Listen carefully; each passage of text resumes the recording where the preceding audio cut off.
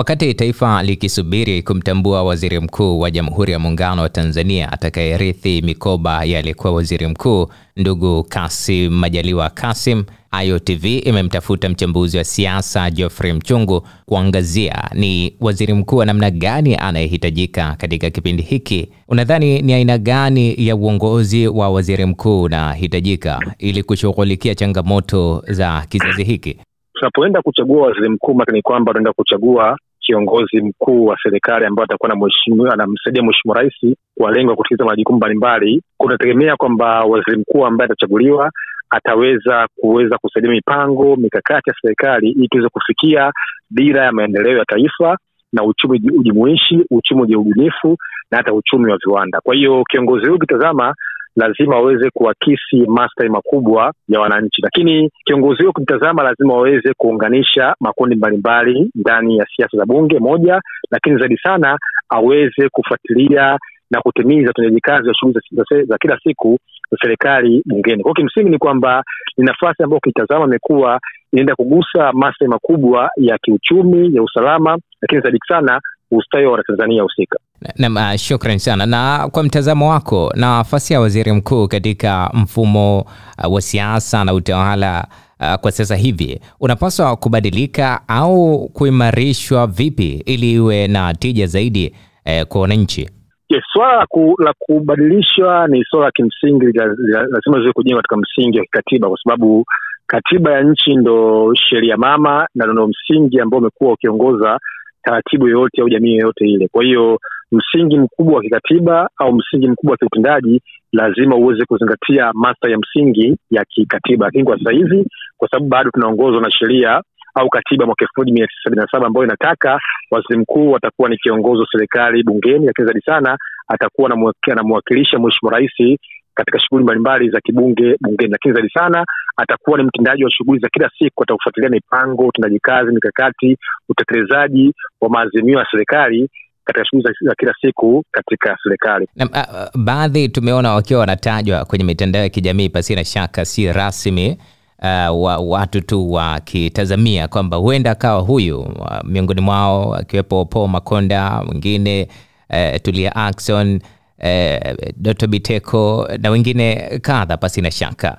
Kwa mtazamo wako, hawa wachache ambao wameorodheshwa, unaona kuna nafasi ambayo wengi wanawatazama? Katika wote ambao wanatajwa, ukitazama wote of course wana sifa na haiba tofauti, lakini kimsingi ni kwamba katika dhana nzima ya kuweza kuchagua viongozi tunaangalia vitu vya msingi vitano. Cha kwanza tunaangalia mtindo wa kiongozi husika, kwa maana kwamba style ya kiongozi. Cha pili tunaangalia muundo wa kiongozi ambao kimsingi atakuja nao. Cha tatu tunaangalia mahitaji husika kipindi husika. Cha nne tunaangalia mikakati gani ambayo inamfaa nani kuweza kutekeleza shughuli za kila siku lengo kufikia malengo ya serikali. Lakini cha tano tunaangalia namna gani ilani ya chama husika kinaweza kuakisi na kuweza kumpa mtu ambaye ataendana na mikakati, mipango na malengo ambayo kama chama kiliomba na kuweza kuunda serikali na kuweza kuhudumia wananchi.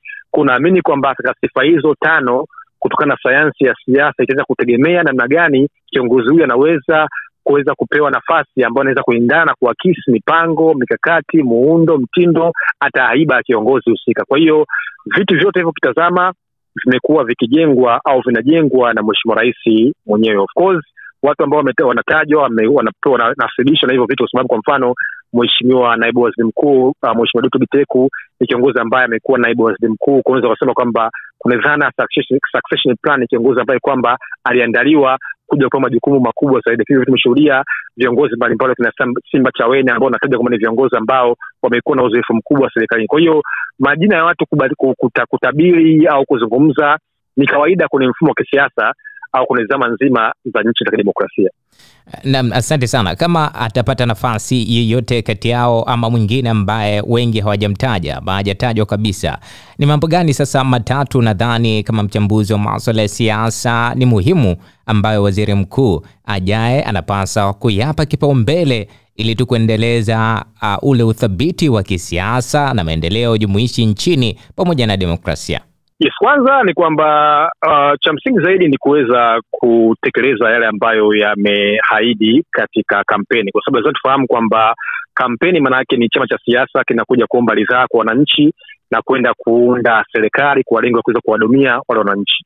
Kwa hiyo chama ambacho kimeshinda nafasi mbalimbali za kiongozi kama cha urais, Chama cha Mapinduzi, kina mambo ambayo kimsingi kiliahidi katika kampeni zake. Kwa hiyo Mheshimiwa Waziri Mkuu ambaye anakuwa ni mtendaji wa shughuli za kila siku za serikali, ana wajibu wa msingi kuweza kutekeleza yale mambo ambayo kimsingi kama chama imeweza kuahidi. Lakini cha pili, namna gani anaweza kufuatilia utekelezaji mbalimbali wa miradi ya kimkakati ambao kama nilivyozungumza mwanzo, kwa mfano masuala ya dira, mipango ya serikali, matamko ya serikali, matamko ya Mheshimiwa Rais, kuunganisha wananchi, kuunganisha bunge, kuhakikisha kwamba wabunge katika hoja ambazo watazionyesha kwenye bunge zinaweza kutimizwa na kuweza kufuatiliwa, na hata serikali kuja na majibu mwafaka, majibu ambayo yatakuwa na akisi changamoto za wananchi. Lakini zaidi sana, namna gani anaweza kugusa masuala ya msingi, masuala ya kiuchumi, masuala ya ustawi wa watu na masuala ya kiusalama ambayo inakuwa ni msingi wa taifa lote. Kwa hiyo majukumu yake msingi yamekuwa yamewekwa katika msingi wa katiba, namna gani kiongozi huyo anaweza kugusa masuala ya msingi ya umma, kwa maana kwamba public interest. Na ni kushukuru sana Geoffrey Mchungu, pasina shaka walau kulitizama hili kwa siku hii leo. Asante sana.